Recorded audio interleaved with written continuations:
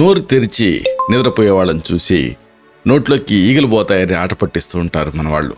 అంతకు మించి దానిపైన శ్రద్ధ పెట్టరు. కానీ ఇలాగ నోరు తెరిచి నిద్రపోవటం అనేది ఒక ప్రమాదకరమైనటువంటి స్థితికి సంకేతం. కాబట్టి జాగ్రత్తగా ఉండాలి, దీని గురించి తెలుసుకోవాలి.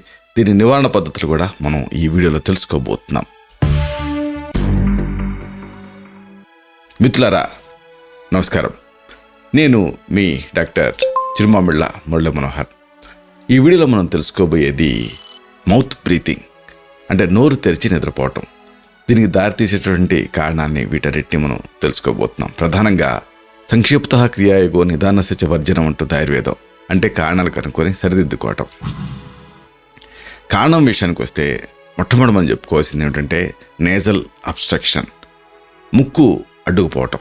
ముక్కు రంధ్రాలు అడ్డుకుపోయినప్పుడు సాధారణంగా ఈ సమస్య వస్తూ ఉంటుంది. అంటే ఎలర్జీలు దీనికి ముఖ్యమైన కారణాలు. ముక్కు అడ్డుకుపోవటానికి సాధారణంగా ఎలర్జీలో ఏం జరుగుతుంది, ఎట్లయితే ఎలర్జీ వస్తే కళ్ళు వాస్తాయి, అలా ముక్కు లోపల కూడా వాస్తుంది. దీంతో సమస్య వస్తుంది. అలాగే అతి ముఖ్యమైన కారణం జలుబు, అలాగే సైనస్ ఇన్ఫెక్షన్స్, కోల్డ్ కానీ సైనసైటిస్ కానీ ఇలాంటివి ఉన్నప్పుడు ఈ ప్రాబ్లం వస్తూ ఉంటుంది. అలాగే అతి ముఖ్యమైనది డీవియేటెడ్ నేజల్ సెప్టమ్, అంటే ముక్కు దూలం అనేది కుడి పక్కకు కానీ ఎడమ పక్కకు కానీ అది వంకర తిరుగుతుంది. అలాంటి సందర్భాల్లో కూడా కంజెషన్ అనేది ఏర్పడుతుంది. ముక్కు బ్లాక్ అవుతుంది కాబట్టి నోటితో గాలి పీలుస్తారు. అలాగే అతి ముఖ్యమైనది మెయిన్గా టీనేజ్లో కానీ పిల్లల్లో కానీ చూసేది ఎడినాయిడ్స్ పెరగటం. అంటే ఈ పెరిగిన ఎడినాయిడ్స్ కానీ టాన్సిల్స్ కానీ ఇవి కూడా ఒక కారణం కింద ఉంటూ ఉంటాయి. అతి ముఖ్యమైనది ముక్కులో పాలిప్స్ పెరగటం, నేజల్ పాలిప్స్ వల్ల కూడా ఈ మౌత్ బ్రీతింగ్ అనేది ఉంటుంది. అలాగే అతి ముఖ్యమైన మరొక కారణం ఏంటంటే అలవాట్లు. కొంతమంది కాలక్రమంలో నోటి ద్వారా గాలి తీసుకోవడానికి అలవాటు పడిపోతారు. ఇక అదే వాళ్ళకి అలవాటు అయిపోతుంది. ఇంకొక ముఖ్యమైన కారణం స్లీప్ ఎప్నియా.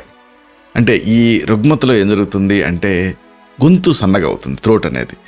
ఇలాగ సన్నగా అవటం వల్ల కానీ లేకపోతే గొంతు పూర్తిగా మూసుకుపోవటం వల్ల కానీ స్లీప్ ఎప్నియా అనేది వస్తుంది. దీంతో ముక్కు ద్వారా శ్వాసించడానికి బదులుగా వాళ్ళు నోటి ద్వారా తీసుకుంటూ ఉంటారు. ఎందుకంటే ముక్కు ద్వారా తీసుకోవడం కష్టం అవుతుంది కాబట్టి.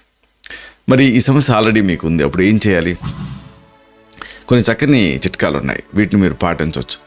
మొట్టమొదట చెప్పుకున్నాం కదా, కారణాలను గుర్తించి సరి చేసుకోవటం. అంటే అండర్లయింగ్ కాజ్ ఏదైతే ఉంటుందో దాన్ని ట్రీట్ చేసుకోవాలి. ఎలర్జీలు, సైనసైటిస్, అలాగే డీవియేటెడ్ నేజల్ సెప్టము ఇలాంటి వాటికి అద్భుతమైన ఇంటి వైద్యాలు, ఆయుర్వేద గృహ వైద్యాలు, ఇంకా ఆయుర్వేదిక్ మెడిసిన్స్ కూడా ఉన్నాయి. వీటన్నిటినీ మనం ఈ ఛానల్లో చెప్పుకోవడం జరిగింది. కాబట్టి కాజ్ని ఐడెంటిఫై చేసి దానికి అనుగుణంగా జాగ్రత్తలు తీసుకోవాలి. అలాగే అతి ముఖ్యమైన మరొక కారణం, మనొక మంచి రెమెడీ ఏమిటంటే నేజల్ సెలైన్ స్ప్రే. ఇదే ఎలా తయారు చేసుకుంటారు అంటే ఒక కప్పు నీళ్ళు తీసుకోండి, ఆ నీళ్ళని మరిగించండి. దీనికి 1 టీ స్పూన్ కళ్ళుప్పు కలపండి, అలాగే 1 చిటికెడు వంట సోడా కలపండి. సెలైన్ వాటర్ మీకు సిద్ధమవుతుంది. దీన్ని ఒక స్ప్రే బాటిల్లో తీసుకొని లేకపోతే వాడేసిన ఐ డ్రాపర్తో తీసుకొని ముక్కులోకి పిచికారీ చేయాలి. దీంతో మీకు లోపల ఉండే కంజెషన్ తగ్గి ముక్కు ద్వారా తీసుకోవడం సులభం అవుతుంది, నోటి ద్వారా తీసుకోవడం ఆపేస్తారు. అలాగే ఇంకొక ముఖ్యమైన సూచన ఏమిటంటే తలని ఎత్తి పడుకోవాలి. అంటే ఈ హెడ్ ఎండ్ని ఎలివేట్ చేయాలి. దీంతో ఏం జరుగుతుంది, ఆ ముక్కులో ముడతలు తగ్గుతాయి, అంటే మూసిపోవడం అనేది తగ్గుతుంది. ముక్కు ద్వారా మీరు గాలి పీల్చుకోవడం అనేది సులభం అవుతుంది. కాబట్టి తలని ఎత్తి పడుకోవటం కూడా ఒక ఆలోచన. దీంతో కూడా మంచి రిలీఫ్ ఉంటుంది. మరీ ఎక్కువ ఎత్తకూడదు, కొంచెం, అంటే మన చెయ్యి అంత ఎత్తులో ఉండాలి. ఇక అతి ముఖ్యమైనది ఏంటంటే రసాయనాల నుంచి దూరంగా ఉండాలి, ఇరిటెంట్స్ నుంచి, ఎలర్జెన్లు, అలాగే పొగ, అలాగే ఇంకా ముక్కుని బ్లాక్ చేసేటువంటి ఇతర పదార్థాలు, వీటి నుంచి మీరు దూరంగా ఉండాలి. ఇంకొక మంచి ఆలోచన హ్యూమిడిఫైయర్. అంటే గదిలో తేమ ఉండేలాగా చూసుకోవాలి. పొడి వాతావరణంతో ఆ ముక్కు డ్రై అయిపోయి రిబౌండ్ ఎఫెక్ట్ తోటి ఎక్కువ కంజెషన్ వచ్చేస్తుంది. అలా జరగకుండా ఉండాలంటే హ్యూమిడిఫైయర్ ఉండాలి. హ్యూమిడిఫైయర్ని మీరు వాడుకోవచ్చు. అంటే ఎలక్ట్రికల్ హ్యూమిడిఫైయర్ దొరుకుతాయి, దాంట్లో నీళ్లు పోసి ప్లగ్ ఆన్ చేస్తే వాటర్ వేపర్ వస్తూ ఉంటుంది. లేదా మరొక ఉపాయం ఏంటంటే ప్రెషర్ కుక్కర్లో వెయిట్ తీసేసి ఆ ప్రెషర్ ఆవిరి వచ్చేలాగా చేయొచ్చు. లేదు ఇండోర్ ప్లాంట్స్ కూడా పెంచవచ్చు, ఎలర్జీ రహితమైనవి. ఇలాంటి దీంతో మీ చుట్టుపక్కల వాతావరణంలో హ్యూమిడిటీ పెరుగుతుంది, నేజల్ డ్రైనెస్ అనేది తగ్గుతుంది. దీంతో ముక్కు ద్వారా గాలి పీల్చుకోగలుగుతారు. ఇక అన్నిటికీ మించి స్లీప్ హైజీన్, అంటే నిద్రా పద్ధతులు కరెక్ట్గా పాటించాలి. అంటే కరెక్ట్గా నిద్ర వచ్చినా రాకపోయినా ఒక టైంకి నిద్రపోవటం, టైంకి నిద్ర లేవటం, అలాగే గదిలో వెలుతురు తక్కువ ఉండేలాగా చూసుకోవటం, ఇలాంటి స్లీప్ హ్యాబిట్స్ అంటారు వీటిని. ఈ స్లీప్ హైజీన్ అంటారు మరొక మాటలో చెప్పాలంటే. దీంతో కూడా ముక్కు పొడిబారకుండా ఉంటుంది.